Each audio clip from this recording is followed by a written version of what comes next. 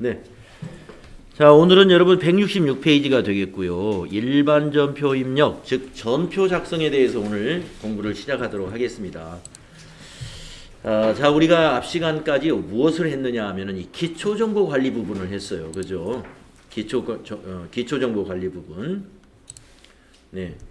여러분, 기초정보 관리에서 몇 점이 출제가 된다고 제가 알려드렸어요? 10점. 예, 10점. 10점이 여기서 출제가 됩니다. 여러분은 FAT 1급 응시하실 거니까 5월 초에 접수해가지고 6월에 시험을 보신단 말이죠. 그래서 여기서 10점. 그러니까 여러분 이미 10점은 이제 따놨어요. 10점. 자, 10점 공부해 놓았고, 그 다음에 여러분들, 우리가 원격 동영상으로 이론 공부해 놓으셨잖아요. 이론이 몇 점인지 아세요? 30점. 네. 그러니까 지금 40% 공부를 했습니다. 100%에서 40% 공부했어요. 이론 15개 다 맞추면 30점이에요. 자, 여기에서 세 문제 나옵니다. 그거 다 맞추면 10점. 그러니까 이제 40점을 공부한 거예요. 나머지 이제 60점을 우리가 남겨놓고 있습니다. 그 60점의 핵심이 뭐냐? 전표 입력입니다. 나머지는 거의 다 자동이에요. 나머지는. 그래서 그 자동화된 것을 여러분이 볼 줄 알고 해석할 줄 알면 되는 것이고, 이제 남은 거의 60점의 핵심은 이제 오늘 정리하는 전표 입력인데, 여러분 전표 입력이 메뉴가 두 개가 있다는 사실입니다. 맨 위에 있는 것은 일반 전표 입력, 그 다음에 두 번째 메뉴가 메인 매출 전표 입력이 있어요. 그래서 아마 오늘은 일반 전표 입력에 대해서 배울 텐데, 이 두 개가 어떻게 다르냐 하면은, 일반 전표 입력은 부가가치세와 관련이 없는 거래는 일반 전표로 입력합니다. 메인 매출 전표 입력은 부가가치세 신고서와 관련이 있는 거래는 메인 매출 전표에 입력합니다. 아마 여러분들 부가가치세 이론을 다 배우셨을 거예요. 네, 부가가치세라는 것은 거래 징수하는 그런 특징이 있죠. 그래서 거래가 일어나면요, 공급하는 자는 공급받는 자에게 세금을 징수해야 돼요. 과세관청을 대신해 가지고. 과세관청을 대신해서 부가가치세를 징수하게 됩니다. 받아놨다가 법인의 경우는 1년에 4번씩 신고 납부할 수 있는 기간이 있죠. 그 기간에 받아놓은 세금을 납부해 줘야 됩니다. 그게 이제 우리가 법인의 납세 의무 중에 하나예요. 자, 그래서 메인 매출 전표라 하는 것은 부가가치세를 신고하려면 신고서가 있어야 되겠죠? 그 신고서를 만드는 역할을 해주는 게 바로 메인 매출 전표 입력을 하는 거예요. 자, 그러면 이제 오늘은 일반 전표니까 부가가치세 신고하고는 관계없는 거래도 많이 있습니다. 그런 거래를 가지고 우리가 공부를 해보도록 하겠습니다. 그래서 이 전표 입력이라 하는 것은요, 바로 여러분들이 이론 정리할 때 회계의 순환 과정에서 분계라고 하는 것을 알고 계실 텐데, 네, 분계 하면은 차변 요소, 대변 요소로 거래의 8요소에 의해서 결합되는 그 관계가 있죠. 모든 거래를 회계의 장부에 기입하려면 분계라는 걸 해야 돼요.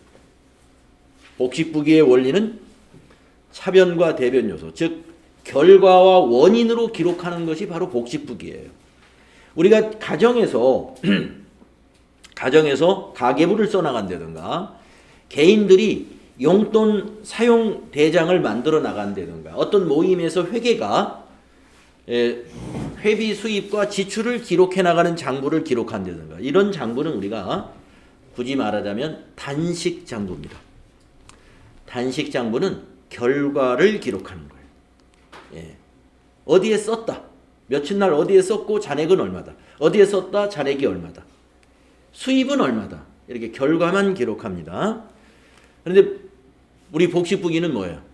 결과와 원인, 요인을 같이 기록을 합니다. 그래서 결과와 요인은 언제나 합이 같아야 돼요. 그게 바로 차변 요소와 대변 요소의 합은 언제나 같다라고 해서 대차 평균의 원리다. 그래서 여러분 그 회계 이론 처음 시작할 때 처음 듣는 얘기들을 많이 들었을 거예요. 복식부기라는 얘기, 대차 평균의 원리. 복식부기는 결과와 요인, 원인을 같이 기록하는 것이다. 차변이 결과이면 대변이 요인이 되고 대변이 결과이면 차변은 원인, 요인이 되는 거예요. 그런 인과관계가 항상 형성이 됩니다. 그래서 지금 우리가 오늘날 전산회계입니다라고 목이 왜 이렇죠? 죄송합니다. 전산회계입니다라고 하는 것은 우리가 부기가 전산화되었다 이렇게 보시면 됩니다. 부기라는 그 과목, 그 용어에 대해서 너무 생소한지는 모르겠는데 우리가 이 사무자동화가 되기 이전에는 상업학교에서 사회에 나가서 회계 업무를 보게끔 하기 위해서 부기라는 걸 가르쳤어요. 지금은 이제 이런 여러분들처럼 AT 교육이라든가 또는 회계, 전산회계라는 교육을 하게 됐죠. 그래서 그 교육의 핵심이 바로 분계였고요. 그것을 전산으로 처리하는 게 바로 전표입력입니다. 자, 내용을 보겠습니다. 회계에서 거래인 자산, 부채, 자본, 증감 변동이 발생하면 증빙 서류를 보고, 증빙 서류라는 건 세금 계산서라든가 영수증이라든가 신용카드 매출전표 이런 것들을 말하겠죠. 그 증빙을 보고 전산 프로그램이 요구하는 형식에 맞추어서 전표를 작성해야 한다. 전표 작성은 일반 전표 입력에서 이루어지며 입력된 자료는 전표를 입력하면 분계장으로 가고 그것이 총계정원장 등 또는 우리가 어제 거래처별 초기이호를 할 때 거래처 원장이라는 걸 보셨잖아요. 그런 다양한 원장이라든가 거래처 원장이라든가 이런 것에 자동으로 반영이 됩니다. 그러니까 그 뒤에 것들은 다 자동이고 우리는 뭐만 수동으로 해요? 전표 입력만 수동으로 하는 거예요. 그래서 우리 전산회계에서 사람이 하는 일은 전표 입력하는 것 밖에는 없다. 이렇게 해도 과언이 아니에요. 근데 전표 입력도 많은 부분이 자동화되어 있어요. 많은 부분이. 그러나 아무리 자동화되어 있다 하더라도 우리가 자동화된 것을 무조건 믿으면 되나요? 사람만큼 정확히 아는 건 없는 거잖아요. 자동화된 부분도 잘못된 부분이 있을 수 있습니다. 그걸 우리가 발견하고 수정해주고 그런 부분이 있을 수 있어요. 자, 전표 입력 여기까지 여러분이 수동으로 하게 될 겁니다. 회계 프로그램 운용에서 전표 작성은 가장 핵심이다. 매우 중요한 작업이다. 그래서 전표 작성이 이 전산회계의 거의 전부라고 해도 틀린 말이 아닐 정도로 매우 중요한 거예요. 근데 이 전표 작성을 할 줄 알려면 뭐를 알아야 돼요? 분계의 원리를 알아야 돼요. 분계의 원리. 분계의 원리는 어디 나오느냐? 여러분 재무회계 이론 시작하는 제 1강 회계의 정의라든가 전제조건 이거 말고 회계의 순환 과정에서 나와요. 그 실습지 A4 용지 여러분들 개강식 날 한번 나눠드렸잖아요. 거기다가 이렇게 써가면서 간단하게 6개의 예제를 연습해 나가는 그 단계 있지 않습니까? 그 단계가 바로 분계의 원리예요. 분계의 원리. 그래서 분계의 원리를 잘 모른다 그러면 그 강의를 다시 한번 들어보시면 좋아요. 그래서 이제 우리가 전표를 입력할 텐데요. 전표를 입력할 때 보면은 전표 번호 이건 전혀 신경 안 써도 되는데 가끔 전표 번호가 제대로 붙어 있지 않고 이게 자동으로 붙기 때문에 그래요. 입력하는 순서대로 자동으로 붙어요. 근데 어쩌다가 번호가 틀릴 경우 있습니다. 그럴 때는 우리가 기능 모음에 가서 번호 수정을 통해서 강제로 수정을 해주면 됩니다. 그래서 모든 것이 자동화되어 있다고 그래서 이 프로그램이 알아서 다 해주겠지. 물론 알아서 다 해줍니다. 정해진 규칙대로 우리가 진행을 하면 번호도 절대 흐트러지지 않아요. 그런데 왔다 갔다 하다 보면은 정해진 규칙을 우리가 약간 다른 사용법으로 사용할 수가 있어요. 왔다 갔다 어떻게 하다가. 그러니까 이 컴퓨터 프로그램이 받아들이기를 이 사람이 세전표 만드나 보다 하고 번호를 바꿔버렸네요. 근데 그 번호가 아니란 말이죠. 그러려면 우리가 강제로 이렇게 수정할 수도 있으니까 나중에 아시게 될 거고. 그 다음에 이제 계정 과목 코드하고 계정 과목을 우리가 입력하는데요. 계정 과목 코드란에다가 계정 과목 요 코드란에다가 계정 과목 두 글자만 입력할 거예요. 예를 들어서 복리후생비다 그러면 계정 과목 코드란에다 커서를 넣고 복리 해가지고 찾아낼 거예요. 다만 이제 여러분이 오랜 기간 동안 이제 이 프로그램을 사용하게 되면 어떻게 되겠어요? 이 계정 과목 두 자리를 입력해서 찾는 것보다 코드를 예를 들어서 복리후생비다. 판매관리비 복리후생비는 811번이거든요. 네. 이 프로그램 쓰면은 자연스럽게 외워져요. 예, 그래서 우리가 시험을 대비해 가지고 이걸 외워야 되는가? 왜 보니까 막 코드가 있네. 아마 조금 걱정했을 수도 있는데 일부러 여러분이 이걸 외우려고 시간을 투자할 것까지는 없을 것 같아요. 시험 준비를 쭉 하다 보면 적어도 10개 정도는 외워질 겁니다. 101번, 102번, 103번 외워질 거고요. 108번, 109번, 110번, 111번 외워집니다. 811번, 812, 813번, 814번 이런 건 외워져요. 제가 지금 읊은 것만 해도 거의 10개 다 되죠. 예, 101, 102, 103, 108, 109, 110, 111. 벌써 7개예요. 811, 812, 813, 10개. 아주 많이 등장하는 계정 과목들입니다. 지금 제가 코드 말한 것이 아주 많이 나와요. 그러니까 자꾸 검색하다 보면 거기에 익숙해지는 거죠. 101번 현금. 101번이 현금이에요. 아마 여러분 101번은 절대 안 잊어버릴 거예요. 네. 현금 이렇게 한글로 타자하느니 101 얼마나 더 빨라요. 101. 네. 그래서 오늘부터 이제 현금은 101번이다. 한번 써보세요. 자, 그 다음에 전표를 입력한 것은 얼마든지 삭제할 수 있어요. 잘못됐다 그러면 삭제하면 되는데 이 더전 프로그램에서 회계 프로그램에서 삭제는 언제나 그 프로그램 상단에 보면은 휴지통이 있잖아요. 그 전표 앞에 이렇게 체크박스가 있습니다. 딱 체크한 다음에 프로그램 상단에 여기 휴지통 딱 누르면 삭제됩니다. 네. 막 스페이스 말하든가 뭐 백스페이스로 어떻게 해보려고 할 필요가 없어요. 그 셀에 들어있는 내용을 지울 때는 더전 스마트 AE에서는 스페이스 바로 지워요. 그 안에 셀에 있는 내용을 지울 때는. 근데 전표를 지운다는 것은 그 한 줄을 모두 지우는 거예요. 한 줄을. 그럴 때는 그 줄 앞에 체크박스가 있어요. 그 체크박스를 딱 클릭하면 이렇게 체크가 되잖아요. 상단에 있는 요 삭제 휴지통을 클릭해주면 삭제가 됩니다. 예, 전표는 기본적으로 입력되는 순서대로 보여집니다. 입력되는 순서대로. 그러나 날짜별 또는 종류별 정렬이 가능해요. 그래서 입력순이라든가 일자별이라든가 계정 코드별로 정렬이 가능한데 처음에 이제 가만 놔두면 입력하는 순서대로 그대로 보이게 됩니다. 그 창을 닫았다가 새로 열면 날짜 순으로 딱 소트가 돼요. 날짜 순으로. 근데 입력할 때는 입력 순으로 보인다.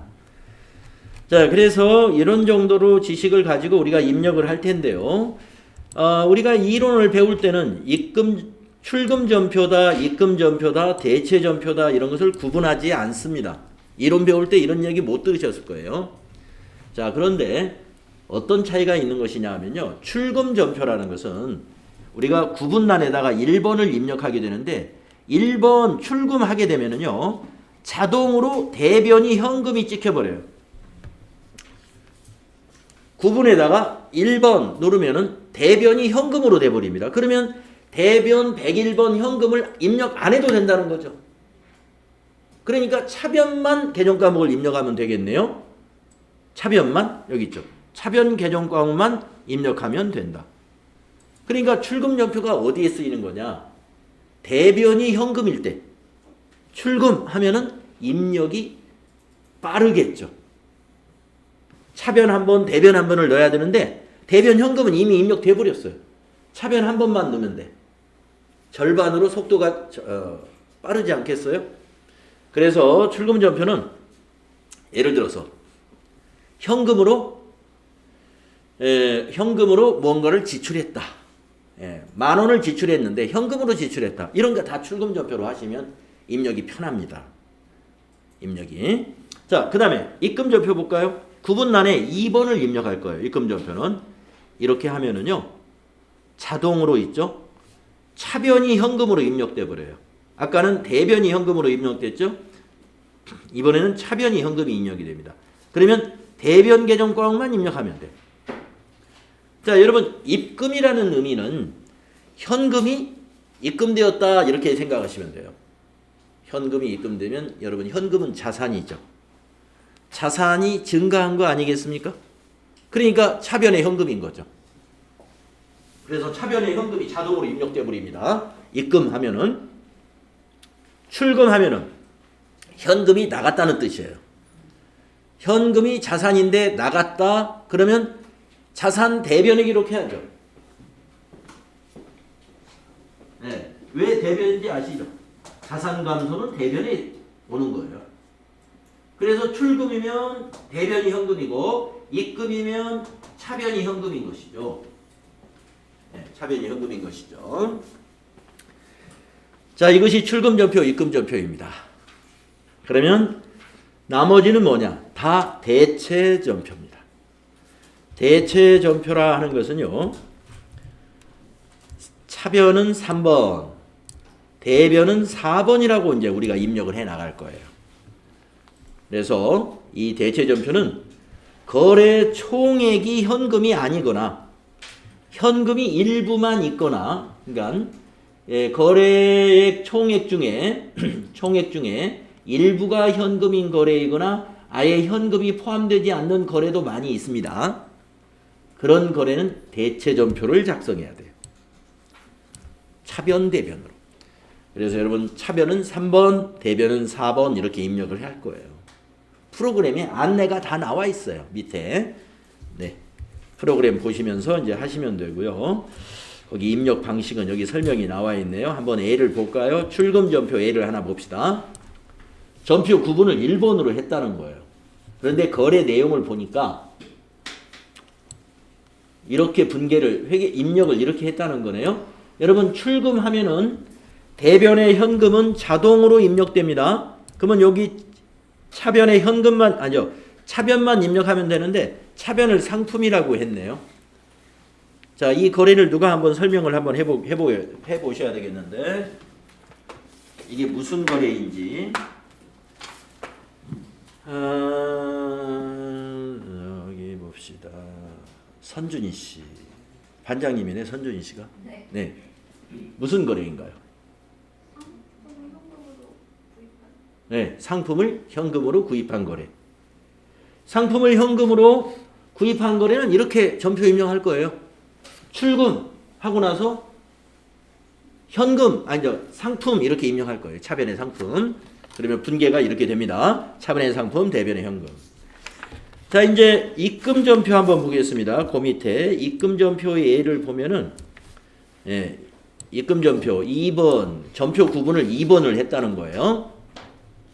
자, 밑에 분계를 보시면 분계가 차변의 현금. 이건 자동으로 입력될 거예요. 차변의 현금은 입금으로 했으니까. 그러면 이제 수동으로 입력하는 건 대변의 상품 매출 이걸 입력할 거거든요. 대변의 상품 매출. 그것만 입력하면 되는 거래거든요. 네. 그러면 이 거래는 이 분계를 봤을 때 이게 무슨 거래인지 이해가 되시죠? 신미연 씨. 무슨 거래일까요? 네, 상품을 현금으로 판매했네요. 그렇죠. 상품을 현금으로 판매하면 현금이라는 자산이 증가하니까 차변의 현금. 대변의 상품 매출 수익이 발생한 거예요. 상품 매출은 수익입니다. 여기 상품은 뭐예요? 자산입니다. 상품은 자산. 상품 매출은 수익. 아시겠죠? 그래서 이거 차변의 상품 자산 증가, 대변의 상품 매출은 수익 발생. 수익 발생. 예. 그래서 이 거래는 자산 증가와 수익 발생이 결합된 거래예요. 그래서 저 두 개 거래를 어떻게 결합된다고 선을 그어보면은 첫 번째 출금좌표는 자산 증가, 자산 감소 이렇게 되는 거래가 되겠죠. 자산 증가, 자산 감소. 두 번째 거는 자산 증가, 수익 발생, 자산 증가, 수익 발생 이런 거래가 되겠네요. 차변 요소와 대변 요소로 결합되면서 항상 거래는 이런 결합으로 성립이 된다. 자, 이제 대체전표 한번 보겠습니다.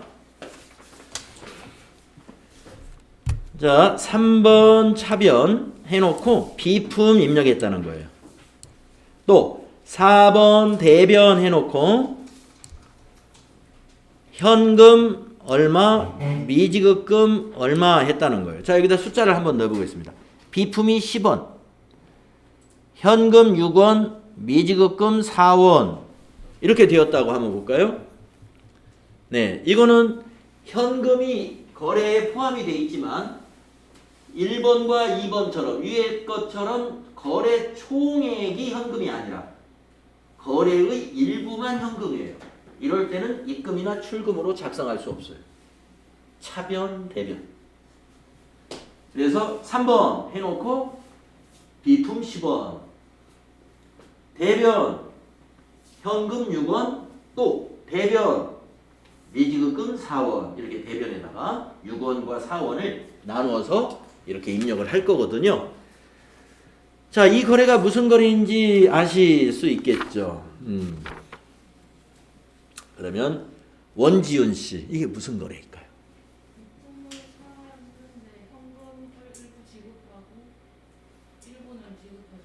그렇습니다. 비품을 10원짜리 사가지고 6원은 현금으로 지급하고 4원은 외상으로 한 거예요. 지급하지 않은 거예요. 자, 거래의 결합관계를 한번 보면은 차변의 비품은 뭘까요? 예, 자산 증가. 차변의 비품 자산 증가죠. 자, 대변의 현금이 뭘까요?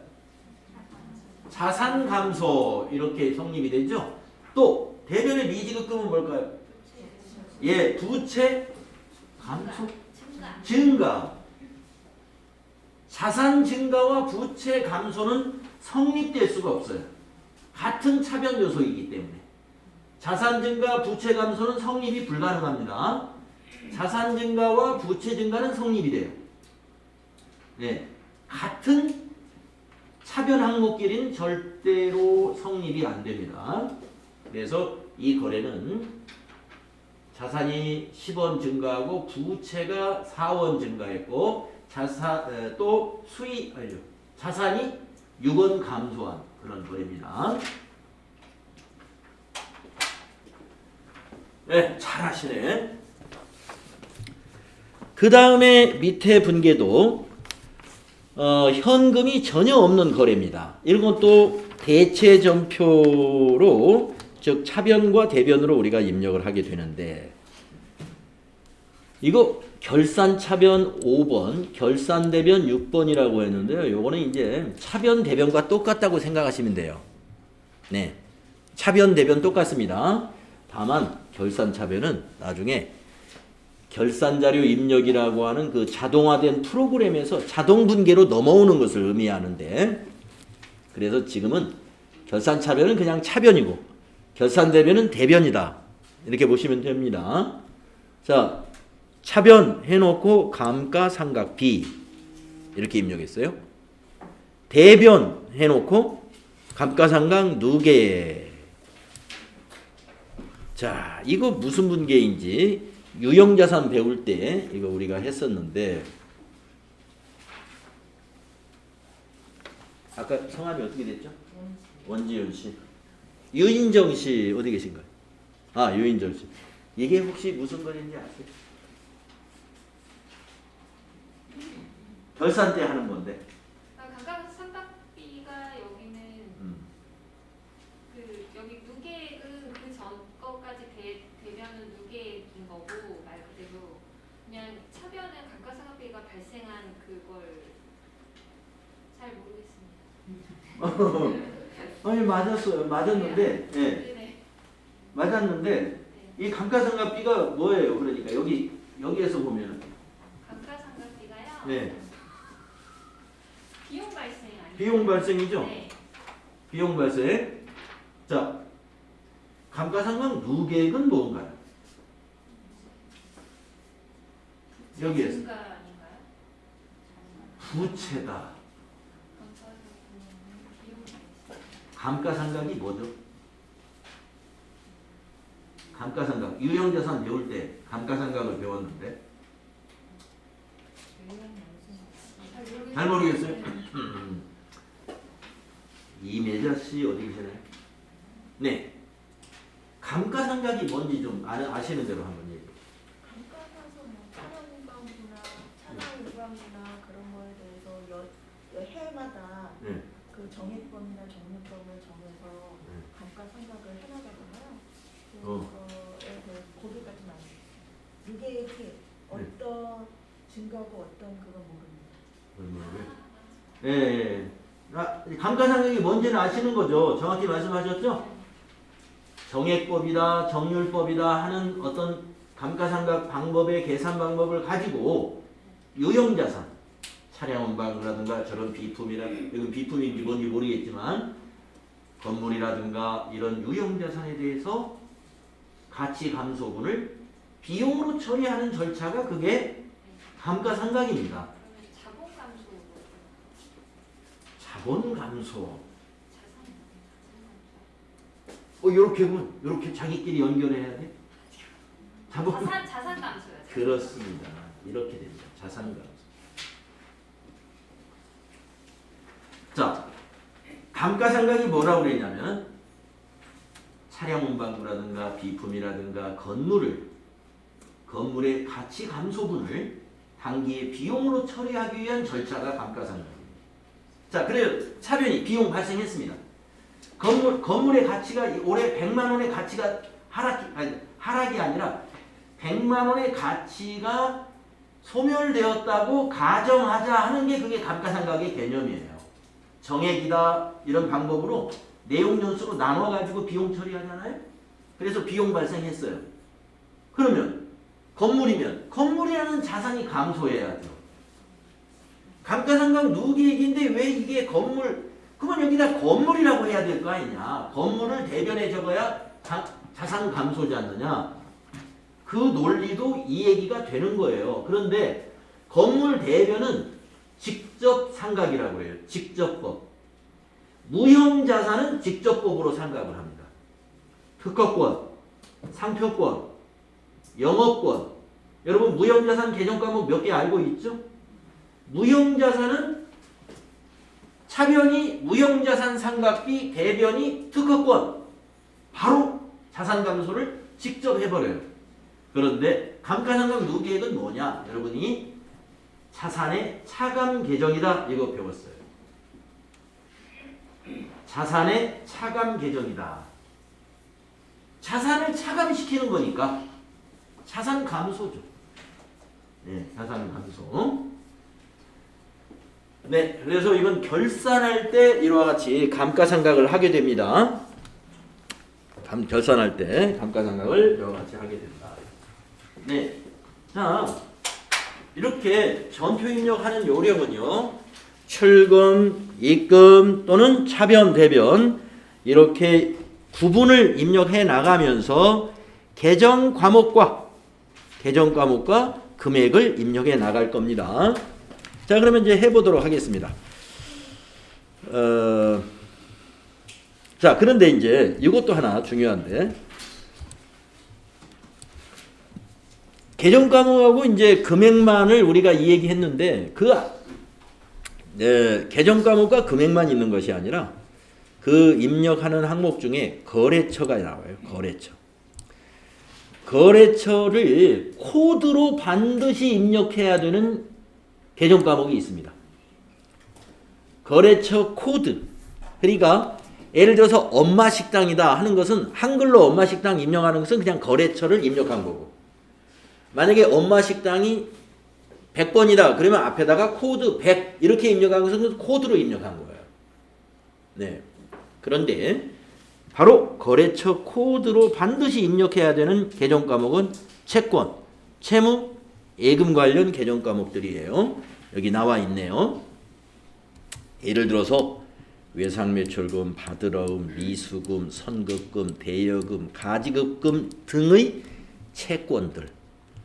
또 채무 하면은 외상매입금, 지급어음, 미지급금, 선수금, 차입금, 가수금 등의 채무들. 그 다음에 예금 관련 개정 과목 하면은 보통예금, 당좌예금, 정기예금, 정기적금, 장기성 예금. 예. 무슨 은행인지를 꼭 코드로 입력해야 된다. 예. 그거 아시면 되겠습니다. 자, 그러면 한번 해보겠습니다. 자, 우리가 이제 거래가 발생하면요, 그 거래에 관련된 이런 증빙이 있어요. 증빙을 보고 우리가 전표 입력을 하게 되는 겁니다. 보험에 가입했다고 보험 증권을 보고 전표를 입력해야죠. 증빙이 확실히 말해주는 거니까. 자, 그래서 보니까 간이 영수증이 있네요. 미소식당에서 백반 5그릇을 먹었어요. 그래서 3만원짜리 영수증을 받아왔습니다. 자, 오른쪽에 내용을 보니까 회계팀의 회계결산 업무 시 야근 식대를 현금으로 지급하고 받은 영수증이다. 여기다 한번 분계를 써보시오. 네. 한번 전표 입력하기 전에 분계를 한번 써보겠습니다. 자, 차변이 뭐고 대변이 뭔지 한번 생각해 보세요. 야근 식대를 현금으로 지급했어요. 3만원을. 이진희 씨 어디 계신가요? 아, 이진희 씨. 이거 한번 차변이 3만원이 뭘까요?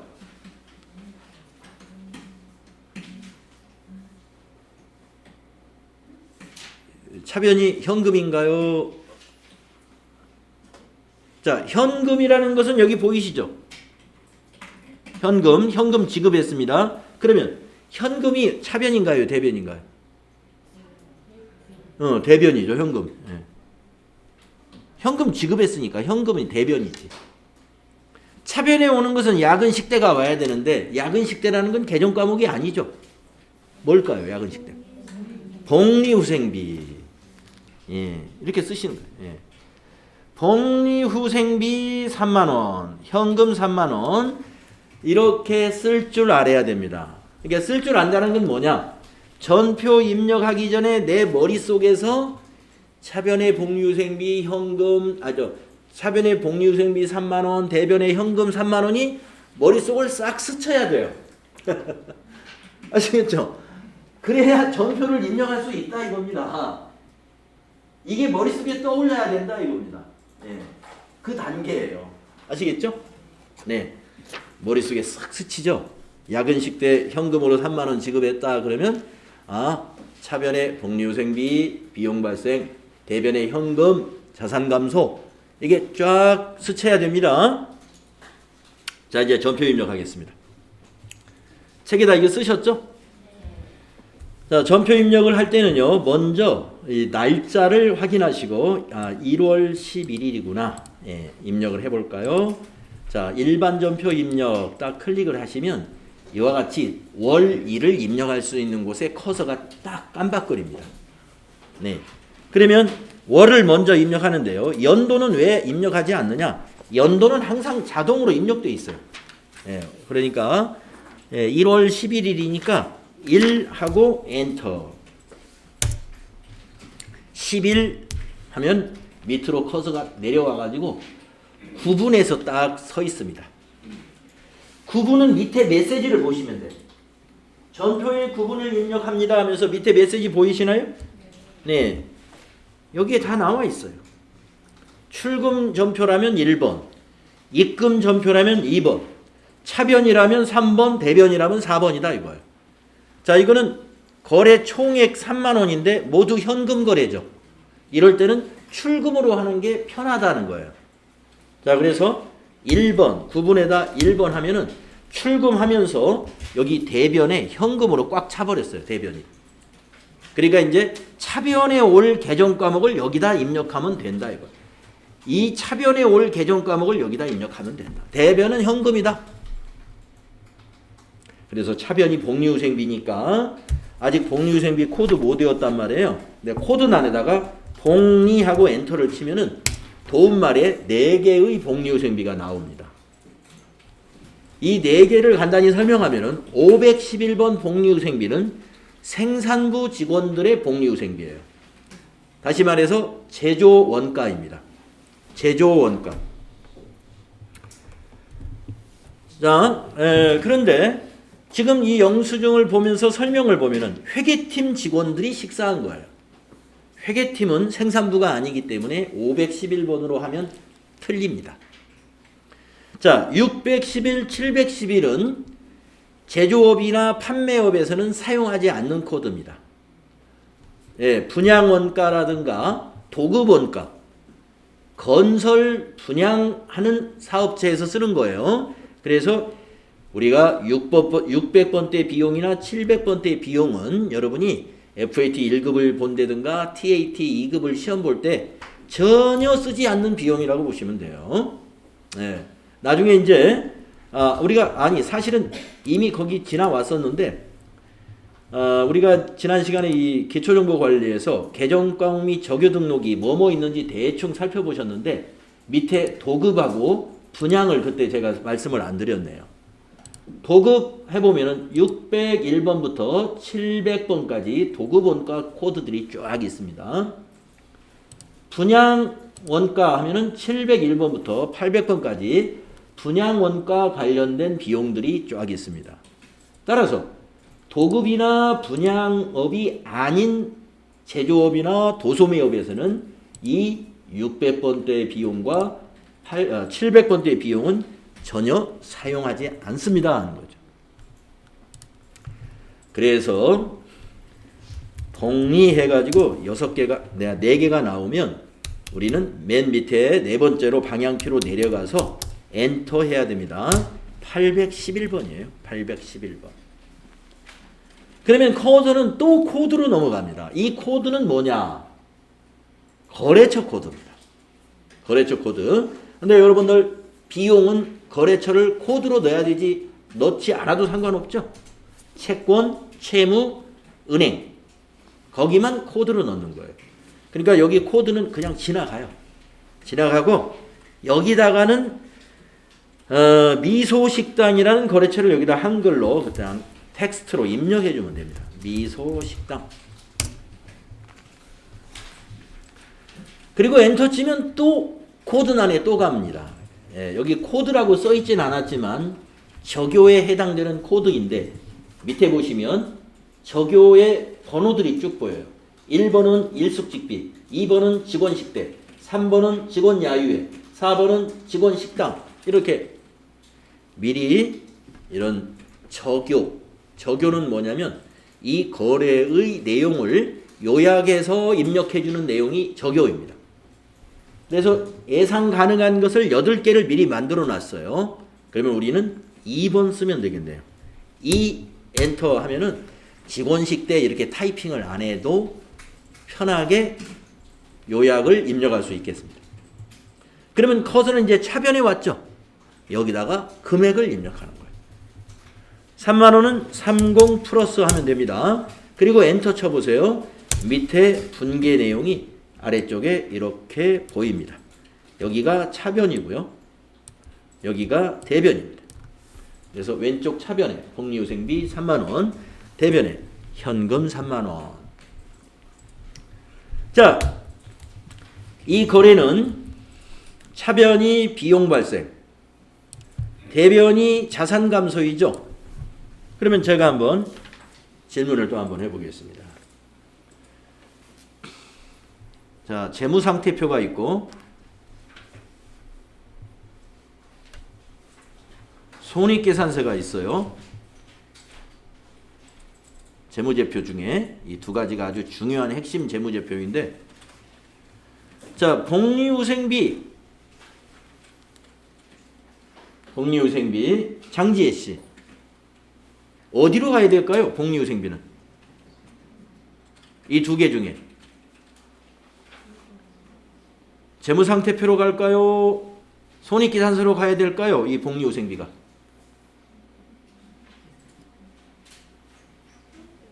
손익계산서로 갑니다. 왜 그러죠?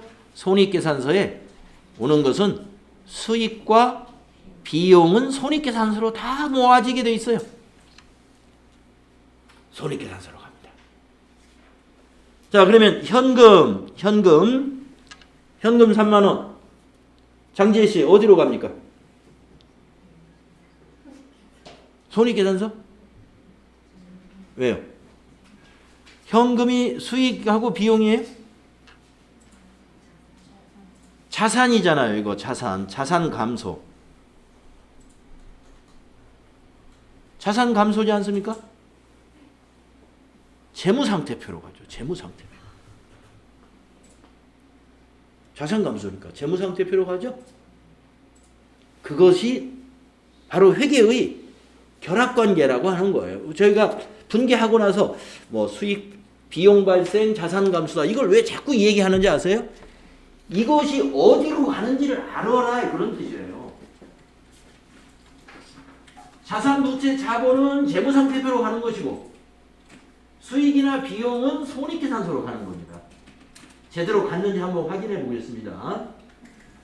자, 먼저 복리후생비 3만 원 손익계산서로 갔는가 볼게요. 다 같이 한번 보세요. 자, 전체 메뉴 가셔가지고 손익계산서 여기 오른쪽에 있죠? 예, 한번 클릭해 보세요. 그리고 12월 1년치를 다 보는 겁니다. 복리후생비에 여기 3만 원 와 있네요. 와 있죠? 어제 여러분들 전기분 손익계산서 입력한 것은 전기 것이 나타나 있는 거고, 오늘 이제 당기 것을 처음으로 거래를 하나 입력한 거예요.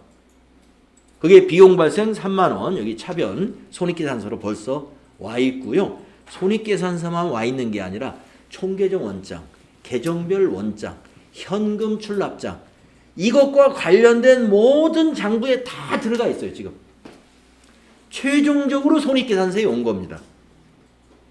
재무제표는 최종적으로 만들어지는 거거든요. 그 앞단계 다 거쳐서 여기까지 온 거예요. 그 뒤가 전부 자동화되어 있다는 거예요. 여러분 그 회계의 순환과정 배울 때 저하고는 어떻게 배웠어요? 분계를 하고 총계정 원장에 전기를 하고 나중에 결산을 맞이해서 장부를 마감합니다. 그러면서 손익으로 대체를 하고, 그리고 손익의 잔액이 미처분 이익이익으로 가는 그런 결산 절차를 해봤잖아요. 그러한 모든 절차가 전표 입력하는 순간에 다 일어나 버리는 거예요. 그러니까 얼마나 허망하겠습니까? 네. 그래서 우리가 이 자동화라는 것, 사무 자동화라는 것이 이렇게 기적 같은 일이 일어나죠. 컴퓨터 프로그래밍이.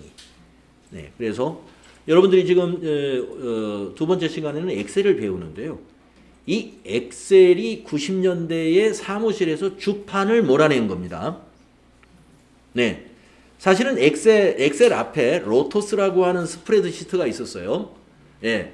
그래서 이 스프레드시트 1세대들은 로토스를 압니다. 그러니까 우리 정도 세대인 사람들, 예. 예, 우리 정도 되는 사람들은 그 당시 사무원이었으면 로토스를 알아요. 근데 로토스가 바로 주판을 먼지 끼게 만든 거예요. 쓸 일이 없어요. 주판. 굉장히 허무하죠? 예. 자, 옛날에는 상업고등학교를 졸업하면요, 수십 명씩 대기업이나 여기에 취업이 돼야 됩니다. 근데 10명 가던 직장에 한 명밖에 안 뽑아요. 왜 그래요? 이런 프로그램이 나와 있는 걸요. 이제 분계만 웬만큼 할 줄 아는 사람, 잠깐 교육시키면 다 프로가 돼버려. 예, 프로그램이 다 만들어주니까요. 그러니까 자꾸 새로운 일자리를 만들어야 되겠죠. 네. 자, 그래서 이놈의 프로그램이 정말 좋은 건지 우리가 잘 생각해야 됩니다. 예. 없는 게 좋을 수도 있어요. 없는 게 좋을 수도. 아니 좀 여러 사람이 같이 짜장면도 먹고 짬뽕도 먹어가면서 이렇게 노닥노닥 일을 하면 얼마나 좋아요? 예. 지금은 그런 거 없어요. 예. 옛날에 한 10사람이 해야 될 일을 지금 한 사람이 다 하고 있습니다. 그것도 재테크로. 예. 집에서 하면 돼요. 예. 조그마한 회사들은요, 일주일이나 한 달에 2주에 한 번씩 가서 영수증 챙겨가지고 와서 집에 앉아서 애기 보면서 일하는 분들 있습니다. 경력자, 실력자들은 그렇게 일해요. 자, 그러면 이제 재무상태표 또 가봐야 되겠습니다. 자, 재무상태표 보세요. 12월로 또 조회해 보겠습니다. 현금. 자, 지금 에러가 나는 것은 아직 결산이 마무리가 안 돼서 그래요. 무시하시고 닫고 현금 가봤더니 이 현금 잔액만 나오죠. 대변에 3만 원은 알 수가 없네요. 그렇죠? 예. 그래서 재무상태표에 뭘 비교해 보냐면 전기말 재무상태표하고 단기 거를 비교해 보세요. 얼마 차이가 나세요?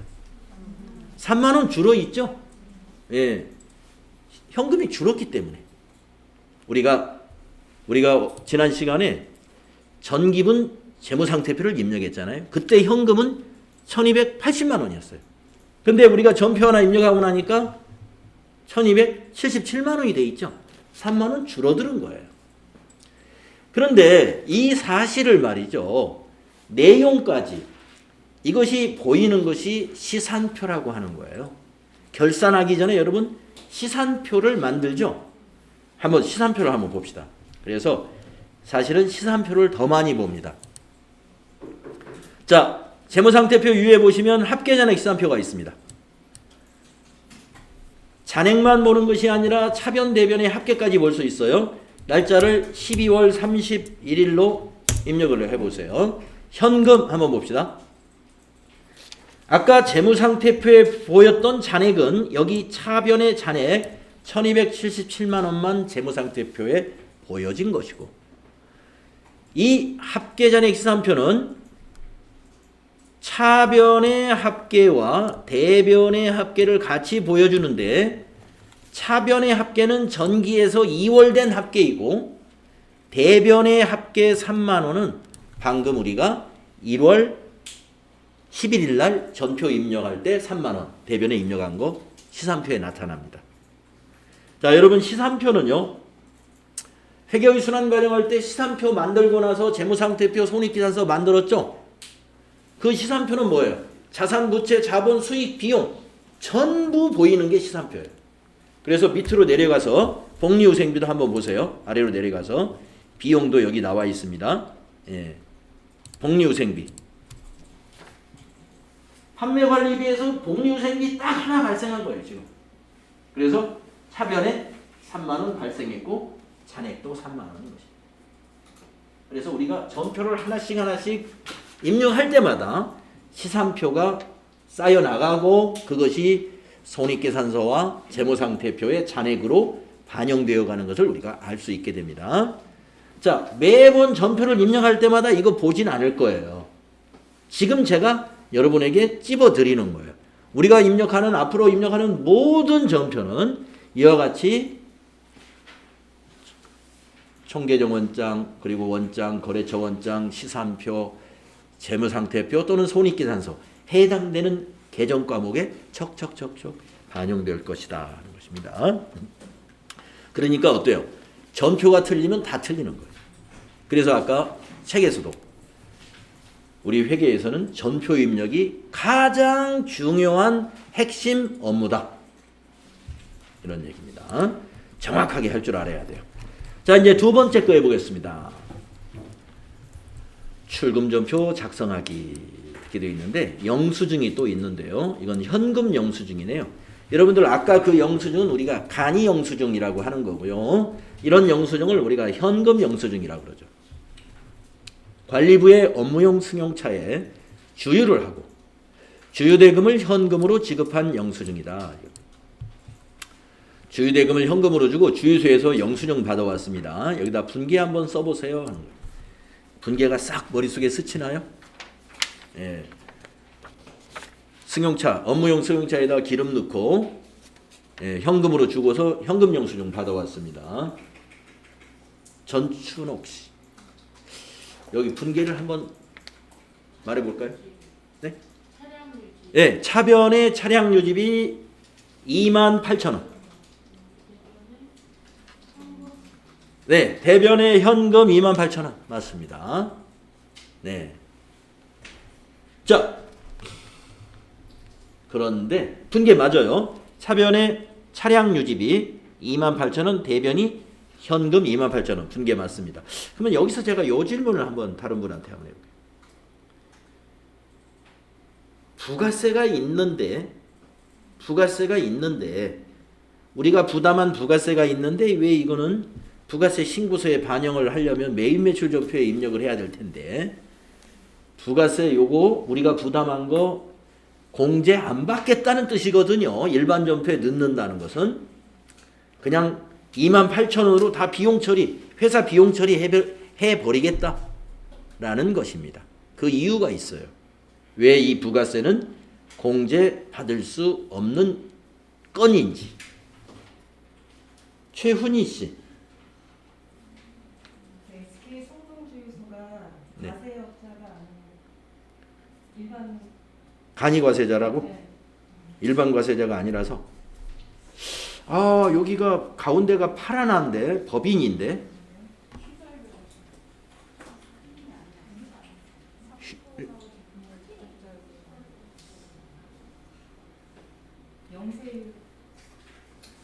영세요.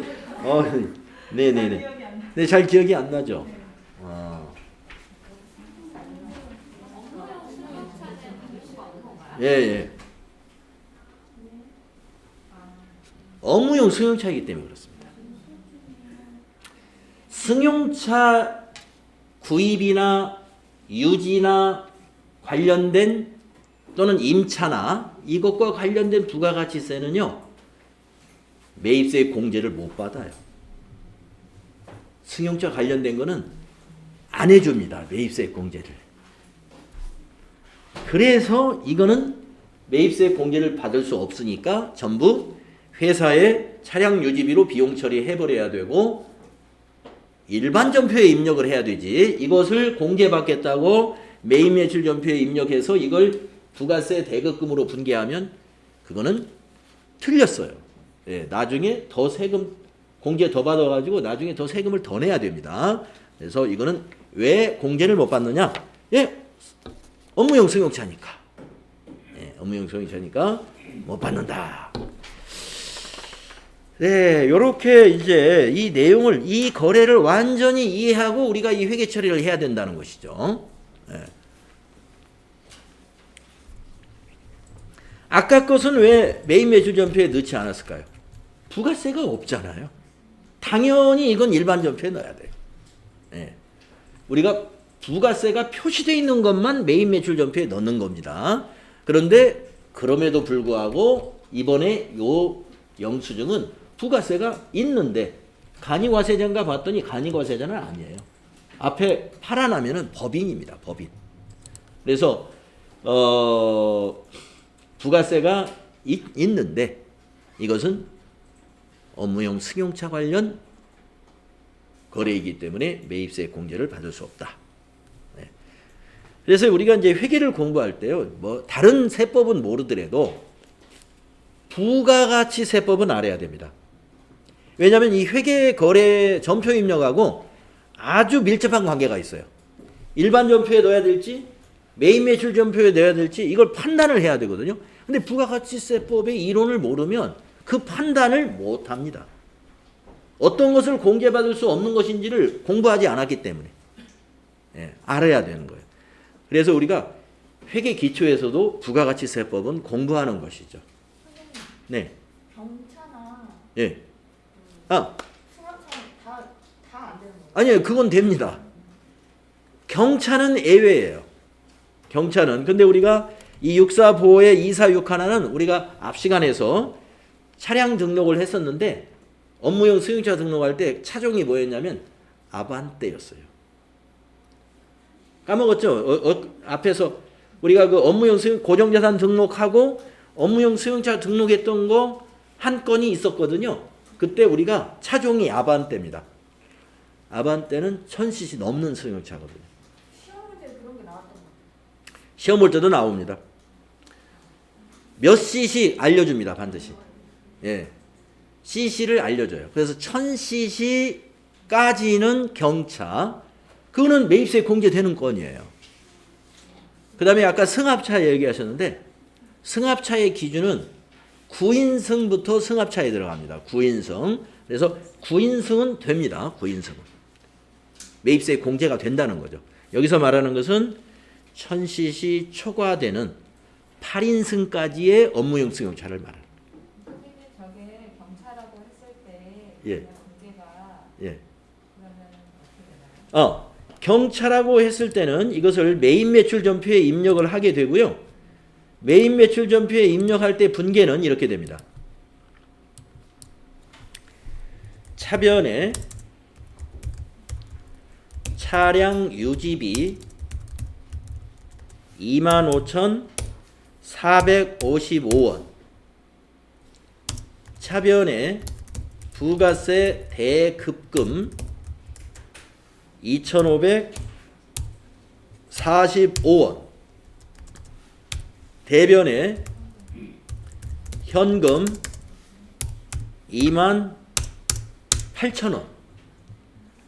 거래의 결합관계는 차변의 차량 유지비는 비용이 발생한 거니까 손익계산서로 가고요.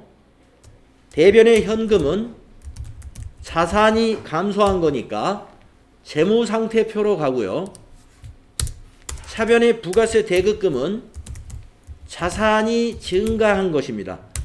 부가세 대급금을 자산으로 잡는 이유는 우리가 이 돈은 세무서로부터 돈을 받아야 될 돈이에요. 공제받을 돈. 납부할 세액에서 공제할 거예요. 그래서 부가세 신고할 때 부가세 대급금은 부가세 애수금이라고 하는 매출세액에서 빼가지고 납부를 합니다. 그래서 우리가 매입하면서 발생한 부가세는 부가세 대급금이라고 하는 개정 과목으로 회계 처리할 거예요. 부가세 대급금과 부가세 애수금은 여러분 부가세 이론에서는 안 나왔을 겁니다. 예, 우리가 실무할 때 이걸 할 거예요. 실무할 때. 자, 그래서 이렇게 좋은 질문이었어요. 우리가 만약에 이것이 경차라면 어떻게 분개될 것이냐. 그런 것까지 생각을 하면서 우리가 공부하시면 더욱 재미납니다. 자, 이거는 공제받을 수 없는 것이니까 차변의 차량 유지비 그리고 대변이 현금이 되고요. 공제받을 수 있는 것은 부가세는 차량 유지비하고 분리해가지고 별도로 부가세 대급금이라는 자산으로 잡는다는 거. 예.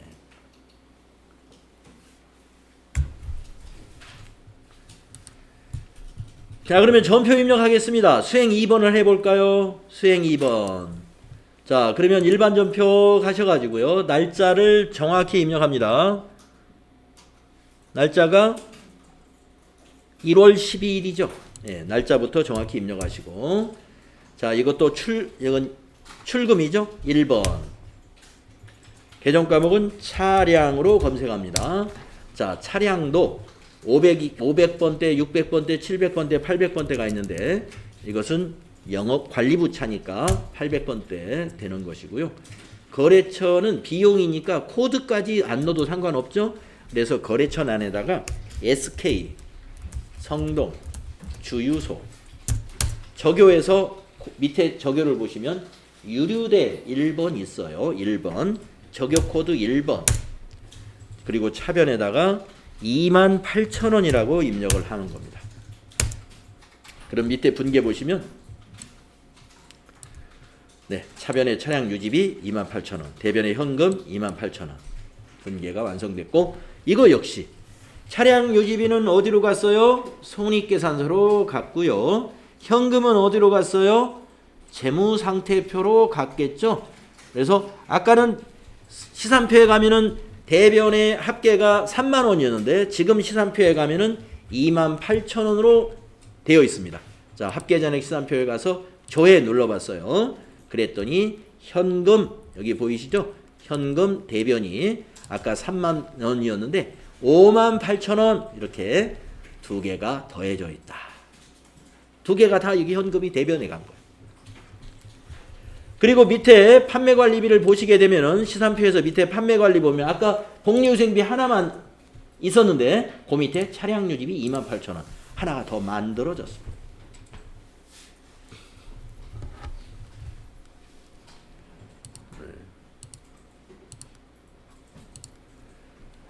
자, 그 다음에 또 그 밑에 다른 점표 또 볼까요? 세 번째 이것은 입금표라고 하는 증빙인데요. 여러분 입금표라는 건 뭐냐면 돈을 받았소라는 것을 확인해주는 영수증입니다.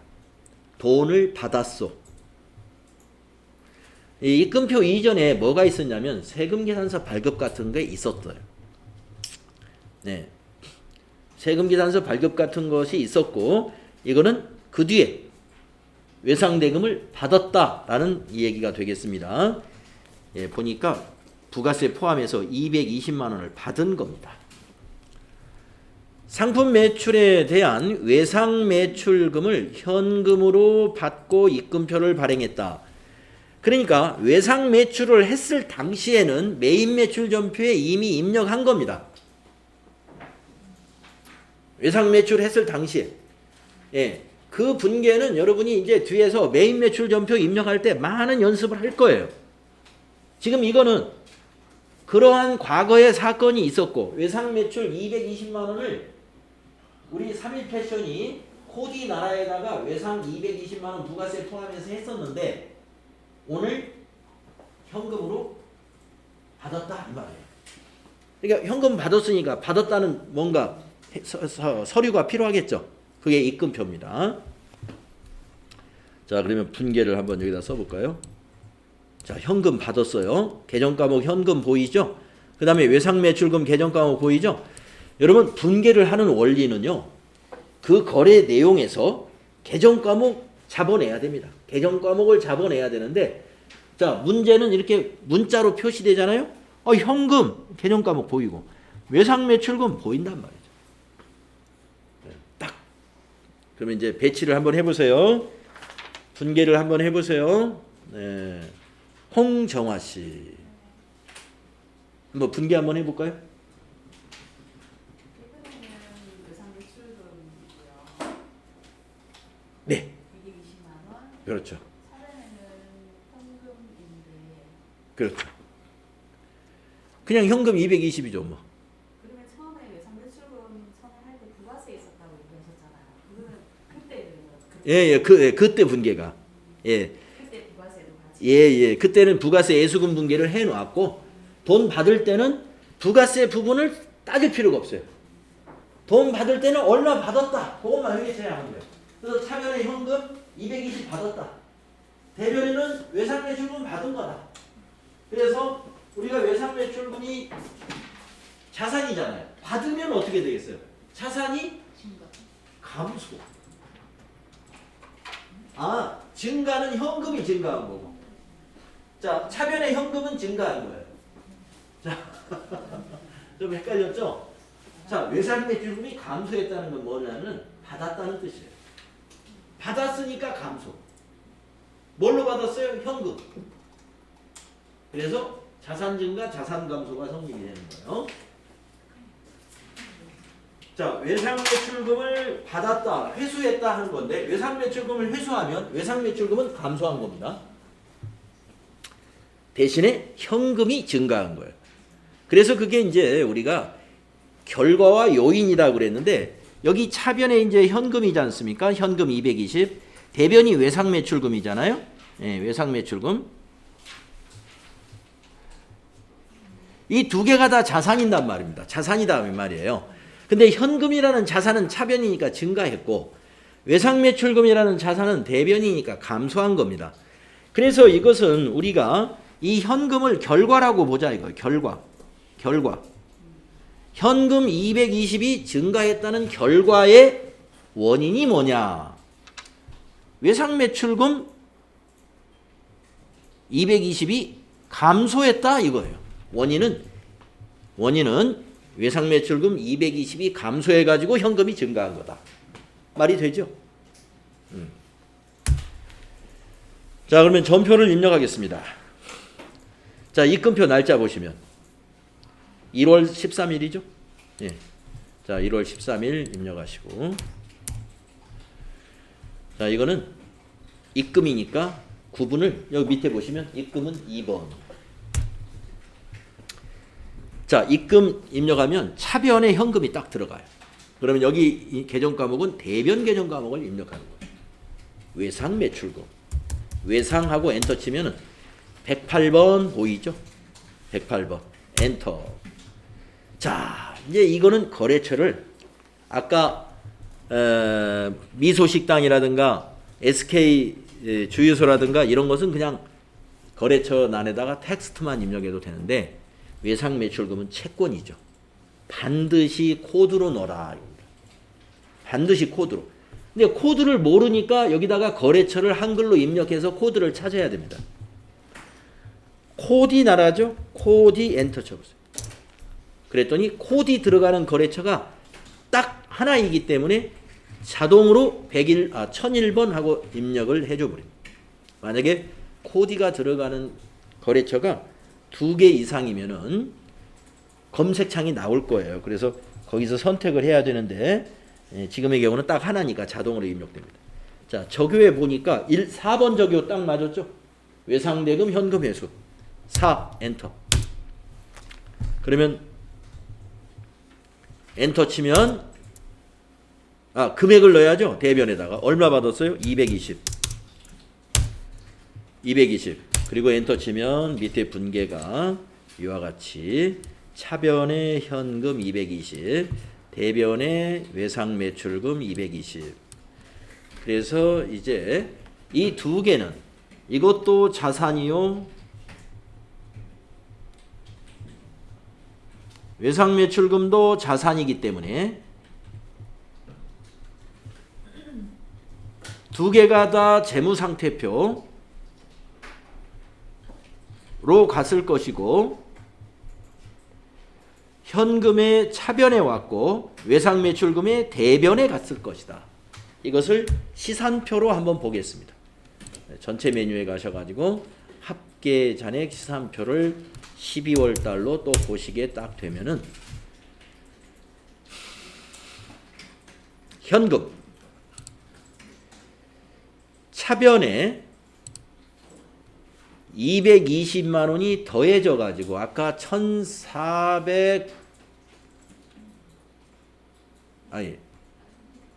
220 빼면은 1380인가 그랬어요. 1380이었는데 220이 더해져 가지고 차변 합계가 1500이 됐고. 예. 그다음에 외상 매출금 보세요. 외상 매출금의 대변에 220 여기 들어가 있죠. 예. 이게 같은 쪽에 자꾸 금액이 쌓이면 이 시산표 가지고도 또 몰라. 그건 원장을 봐야 돼요. 그러면 한번 현금 원장을 한번 볼까요? 자, 여러분 여기 현금을 더블 클릭 한번 해보세요. 현금의 금액을 더블 클릭을 한번 해보세요.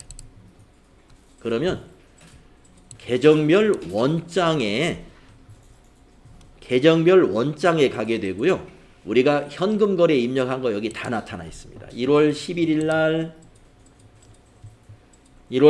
날 대변에 3만 원 미소식당, 1월 12일 날 유류대 지급 대변에 28,000원, 1월 13일 날 외상대금 현금 회수 차변에 220만 원, 그래서 현금 잔액 현재 1,494만 2천원. 이렇게 계정별 원장으로 가는 것은 그 재무상태표나 합계잔액 시산표에서 해당되는 계정 과목의 금액을 더블 클릭하면 바로 그걸로 연결해줘요. 궁금하면 자세히 보면 됩니다. 계정별 원장을 조회하는 것이나 마찬가지예요. 자, 그 다음에 네 번째, 대체전표 작성하기. 신용카드 매출전표입니다. 신용카드 매출전표인데 이것도 한번 요걸 생각해 볼 필요가 있어요. 부가세가 있는데 왜 메인 매출전표에 입력하지 않는가를 한번 생각해 볼 필요가 일단 있습니다. 자, 내용을 보면은요. 이 신용카드 매출전표는 매출거래처 직원하고 식사하고 CT카드로 법인카드겠죠. 회사카드. 회사카드로 카드 결제했습니다. 예. 자, 그러면 일단 분개하기 전에 이거 우리 회사가 부가세 8,000원 지출했는데 이거 부가세 신고할 때 공제 받아야 되지 않을까? 근데 공제 받으려면 메인 매출 전표에 넣어야 할 텐데 왜 이거는 일반 전표에 우리가 넣는 문제로 지금 연습 문제로 냈을까? 아시죠? 금제진실. 왜 그랬을까요? 왜 이 부가세는 일반 전표에 그냥 입력해서 부가세 분개를 안 할 거란 말이에요. 그냥 88,000원으로 분개할 거거든요. 부가세 분개를 안 해버릴 거예요. 왜 안 할까요? 세법상, 부가가치 세법상 요 8,000원은 안 됩니다. 아까 업무용 승용차처럼 안 돼요. 매입세 공제를 안 해줘요. 왜 안 해주죠? 네? 예, 접대비니까. 예. 접대비니까. 접대비 관련 매입세 공제를 또 못 해줍니다. 거래처 직원하고 식사했기 때문에 이건 접대비로 비용 처리해야 돼. 접대비 관련 매입세액은 매입세 공제를 못 받아요. 매입세 공제 못 받습니다. 자, 그래서 전부 다 접대비로 그냥 이게 매입세 공제를 받는다면 접대비는 8만 원이고 부가세 대급금 8,000원 이렇게 나눠서 분개해야 되는데 못 받습니다. 다 접대비. 자, 접대비. 그래서 분개는 그렇게 되겠죠. 차변이 접대비 88,000원. 대변은 이제 여기 질문 들어가 보겠습니다. 카드 결제를 했습니다. 김민서 씨. 김민서 씨. 대변이 뭘까요? 미지급금. 네. 미지급금이라고 그러셨죠? 네, 맞아요. 네, 모를 줄 알았는데 잘한. 대변의 미지급금입니다. 카드로 결제를 하면은요, 우리가 카드 대금을 아직 지불하지 않은 상태이기 때문에 이 참만나 갈비찜에 미지급한 것이 아니라 누구에게 미지급했습니까? 예, 카드사. CT카드에 미지급한 거예요. 그래서 거래처를 참만나 갈비로 하면 안 되고 미지급금의 거래처는 CT카드로 해야 합니다. 자, 그래서 여러분들 분개 쓸 때도요. 앞으로 분개를 손으로 쓰는 그러한 시험 문제를 풀 때도 있을 겁니다. 그래서 그런 거 대비해서 이런 문제를 분개를 쓸 때는 이렇게 쓰세요. 차변에 접대비 88,000원은 그냥 이렇게 쓰시면 돼요. 근데 대변에 미지급금 가로 열고 그렇죠. 분개를 이렇게 쓰는 것을 습관 들으셔야 됩니다. 거래처를 코드로 반드시 넣어야 되는 개정 과목에 대해서는 개정 과목 뒤에 가로 열고 거래처를 꼭 쓰는 습관을 가지세요. 그래야 전표 입력할 때도 이걸 놓치지 않습니다. 손으로 쓸 때 거래처 무시하고 다 써버리잖아요. 그러면 전표 입력할 때도 되게 그냥 무시하고 지나가 버려요. 예, 그러면 틀린 거예요. 자, 그래서 미지급금은 채무이기 때문에 자, 채권, 채무, 은행 반드시 코드로 넣어야 되고 손으로 쓸 때도 그러한 경우에는 괄호 안에 개정 과목 뒤에 괄호 안에 거래처를 기록한다. 자, 그러면 전표 입력하겠습니다. 여기 신용카드 매출 전표에 날짜 여기 있습니다. 1월 14일. 자, 일반 전표 1월 14일 입력하시고, 자, 이번에는 대체 전표니까 차변, 대변 두 줄로 입력해야 되겠네요.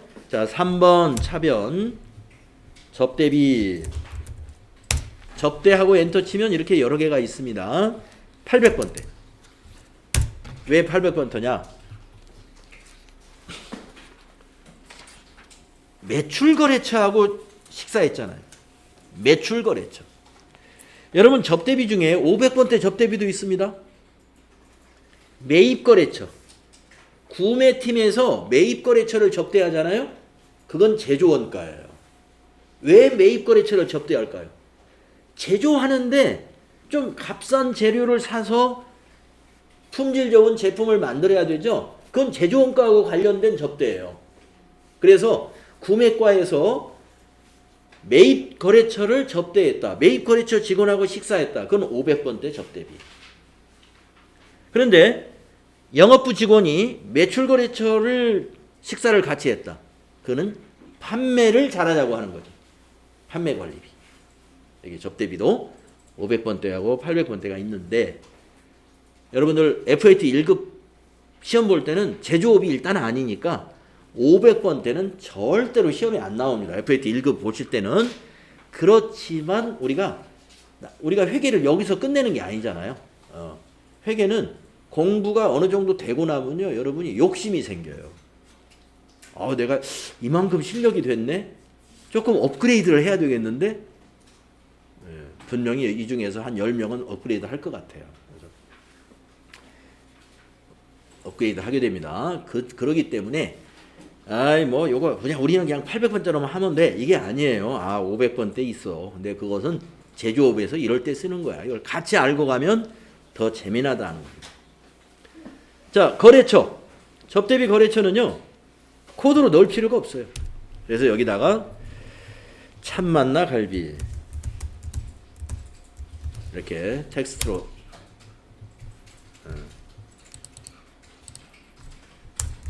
그냥 넣어주시고요. 적요 밑에 보시면은 1번 적요가 딱 맞아요. 거래처 접대비인데 신용카드로 지출했다 이 말이에요. 네, 접대비 금액은 88,000원.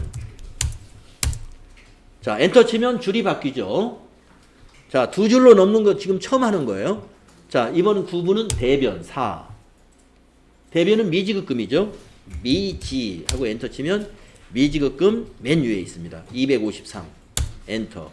이거 채무예요. 거래처 꼭 넣어야죠. CT 코드에다 CT 넣으면 99601 코드로 꼭 코드로 넣어야 된다는 거예요. 자, 밑에 여기 코드 적요 코드는 밑에 보시면 없어요. 예, 그런 건 엔터로 위에 있는 텍스트를 그대로 복사해도 적당합니다. 엔터 치고 나면 복사가 돼요. 그러면 선생님 이거 제가 지워볼게요. 돌아와서 지울 때는 스페이스바로 지우고 스페이스바 누르고 엔터 치면 됩니다. 여러분 엑셀에서는 스페이스바로 절대 지우지 말라고 그랬죠? 더존 프로그램에서는 셀에 있는 내용 지울 때 스페이스바로 지우세요. 자, 그러면 위에 있는 적요가 밑에하고 전혀 맞지 않을 때는 엔터 말고 어떻게 지나가야 되느냐? 방향키로 지나가세요. 네. 네. 입력이 안 돼서. 입력이 안 됩니까? 네.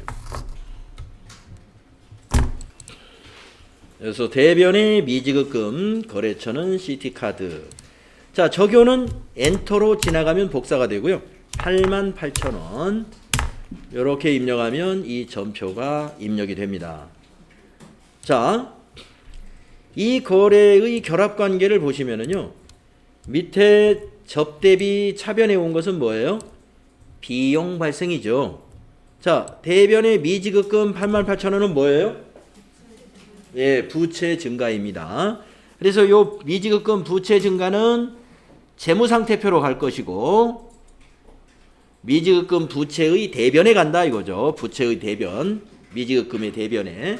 그 다음에 접대비 88,000원은 비용이니까 손익계산서의 차변의 비용으로 가겠죠. 예, 접대비 차변에 기록이 된다. 그래서 전표 입력을 우리를 통해서 나머지 어떤 장부에 어떻게 반영되는지도 여러분이 생각하시면서 입력을 하시면 되겠습니다. 자, 우리 수행 결과를 보시면은요, 우리가 입력한 거하고 똑같아요. 네, 수행 결과. 아, 우리 뭐 하나 빼먹은 게 있네. 보니까 업무용 승용차 등록하라는 게 아니. 네, 어디, 요 문제로, 2번 문제로 한번 돌아가 보겠습니다. 2번 문제에서 전표 입력은 했는데 업무용 승용차 관리를 안 했어요. 네, 요거 한번 하러 가겠습니다. 날짜 1월 12일 전표를 조회하세요. 자, 1월 12일 전표 조회하시고 1월 12일 차량 유지비를 클릭하신 다음에 차량 유지비 클릭하신 다음에 자, 앞으로 추가적인 사항을 입력할 때는요, F3이라는 키를 누를 거예요. F3. 네, F3. 네, 우리 저기 하얀 PC 앉으신 분은 펑션 키 Fn 누른 상태에서 F3 누르면 됩니다. 네, 잠깐만요. 자, F3이라는 것은 기능 모음에 자금 관리를 하겠다 하는 것인데요. 자금 관리는 앞으로 관리 항목을 추가했던 것에 대한 자금 관리라든가 받으러움 지급어음에 대한 관리라든가 이런 걸 할 때 요 자금 관리를 할 거예요. 자, 그래서 자금 관리는 여기 승용차를 더블 클릭해 가지고 여기서 아반떼를 선택해 주시면 돼요. 645에 2461 확인. 그리고 구분에 유류비도 있고 보험료도 있고 그러잖아요. 이건 유류비니까 그대로 엔터 치시면 됩니다. 부서가 등록되어 있다면 이 아반떼가 영업부 건지 관리부 건지 부서를 여기다 입력을 하는데 우리는 부서 등록을 안 하고요. 시험에서도 부서 관리는 하지 않습니다. 그래서 그냥 엔터 쳐서 마무리하시면 돼요. 그러면 이 아반떼 쪽으로 어디에 반영이 되느냐면은 여기에 있는 차량 비용 업무용 승용차의 차량 비용 현황으로 그것이 반영이 딱 되는 거예요. 네, 그래서 우리가 아까 이거를 깜빡하고 그냥 지나왔었어요. 지금 해결했습니다. 그래서 우리 교재에 보시면 수행 결과가 쭉 있습니다. 네, 요 내용하고 우리가 한 내용이 일치할 거고요. 그 다음에 이제 여기 그 171페이지에 있는 이 그림을 보시게 되면은요, 전표 작성 수행 완료 화면을 여기 월만 입력하고 일을 비워놨잖아요. 이렇게 되면은 1월 달께 한 화면에 다 보이게 됩니다. 네, 한번 볼까요? 우리도 그렇게 한번 해볼까요? 여기 1월만 입력하시고요. 여기 일을 입력하는 곳에서 스페이스바 지우고 엔터 쳐보세요. 그러면 1월 11일 거, 12일 거, 13일 거, 14일 거 다 보인다는 것이죠. 근데 왜 전표 번호가 전부 1번일까요? 전표 번호라 하는 것은 날짜별로 번호가 먹여지는데 11일 날도 한 건, 12일 날도 한 건, 13일 날도 하나, 14일 날도 하나니까 날짜별로 일련 번호가 매겨지니까 그냥 번호가 다 1번인 거예요. 그래서 전표 번호는 자동으로 만들어진다. 그리고 전표를 입력하는 동안에 항상 오른쪽에 현금 잔액이 이렇게 보이게 됩니다. 항상 오른쪽에 현금 잔액이 보이게 되고요. 이것은 현금 출납장의 현금 잔액과 똑같습니다. 자, 여러분들이 이제 시험과 우리 수업 내용과 관계없이 여러분이 혼자 시간이 있으실 때 전표 입력하는 연습 또한 중요하겠지만 여기 있는 여러 가지 장부들 여러분이 관심 가는 장부들은 수시로 눌러서 이렇게 들락날락 해보는 거 이거 아주 여러분에게 추천드려요. 이거 가지고 놀아야 돼요. 시험 볼 때까지는 이 도전 프로그램으로 가지고 논다고 생각하시면 돼요. 시간 나면 한번 들어가서 이건 뭐지 보시고 이거 전표 입력했다가 또 삭제했다가 입력하고 뭐가 변했지? 이거 변했을 거야. 가 본단 말이에요. 다시 또 그 전표 조회해 가지고 삭제하고 이게 또 변했을까? 가서 본단 말이에요. 그래야 여러분이 실력이 부쩍부쩍 늘게 됩니다. 자, 오늘 회계 수업은 여기까지 하겠습니다.